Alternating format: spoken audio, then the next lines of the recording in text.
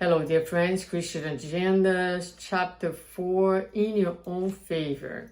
So let's see what we can do in our own favor, to our own benefit.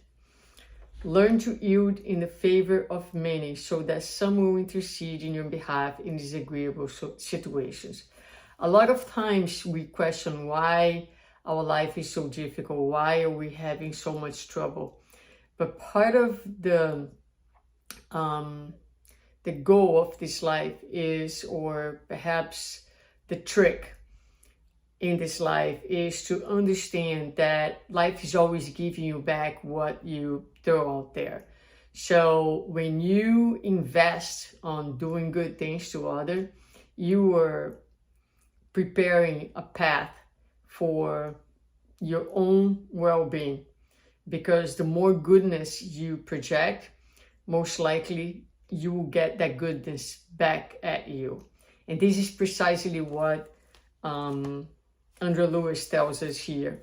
Help without demanding so that others may help you without complaining. So if you're out there helping, no demands, no conditions, just because of it's good to help, because it's good to help other people and see other people doing better, right?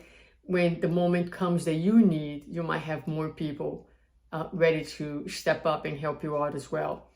Do not imprison a neighbor in your way of thinking. Give your companion the opportunity to impart life as freely as you.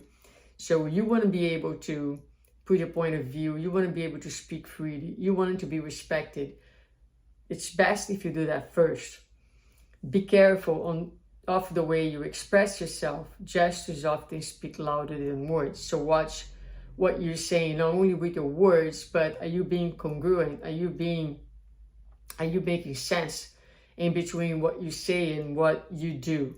Because a lot of times we are going to tell people, we are going to point our fingers to people and say, hey, you say this, but you do this. So are we doing the same, right? Can we exemplify how to be different? Refer to yourself as little as possible. Cooperate fraternally in the joys of your fellow man. Avoid overwhelming verbosity. He who talks without pause tires the listener. So are you so self-centered that you're speaking about yourself all the time without opening opportunities for true dialogue where the other also has an opportunity to talk and to express his own experience? Leave the authorship of good ideas to others. Do not worry if you are forgotten, knowing that any noble initiative does not really belong to you, since everything good proceeds originally from God. So a lot of times that's a really nice, kind gesture, is to kind of, don't worry in kind of making sure everybody knows you are the mastermind of some amazing idea. If others take over, let it be, because ultimately everything comes from God, and it truly does not matter. Think of your adversary as a bearer of equilibrium. If we have need of friends who stimulate us, we equally need someone to show our errors. So look at adversaries from this perspective as someone who helps us, not who only hurt us sometimes, but also someone who kind of points out, shows our limitations, and help us to actually do better. Be calm when arguing. The opponent's rights are the same as yours. If you take the criticism of an ignorant one too seriously, then patiently endure the injustices of the plane onto which you have descended. This is interesting.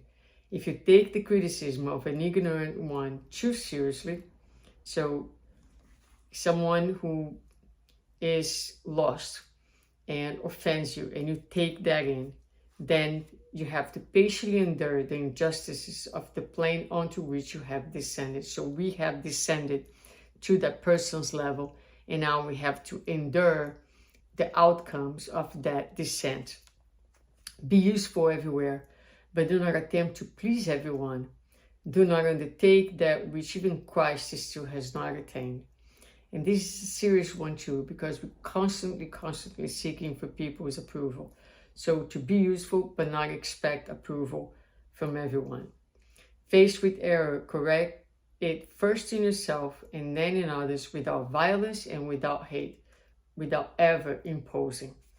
If treachery crosses your path, deny it the honor of indignation. Examine it with a silent smile, study the process calmly, and shortly afterwards, transform it into material worthy of life. Help the envious in a brotherly manner. Spite is an obvious homage to merit, and in paying this tribute, the common man torments himself and suffers. Habituate yourself to serenity and strength in the circles of human struggle. Without this conquest, it will be difficult for you to free yourself from the succession of inferior reincarnations. In other words, if we want to do better in our own favor, work in our own favor, we need to carefully think about these recommendations by Andrew Lewis. The more we can assimilate and integrate them into our lives, the greater is the learning, the greatest is the distance that we have traveled towards our illumination, towards our harmony and peace. So, not easy, especially when, for example, he recommends if treachery crosses your path, deny the honor of indignation. In other words, it's such a state of centeredness, it's such a state of connectedness, it's such a state of abundance that you are able to deal with all the ignorance, with all the lower vibrations of the world without being affected, without being dragged down to that level. Staying afloat, staying connected, staying peaceful, and always doing to others the best that you can, so that you can receive as well the best for your life.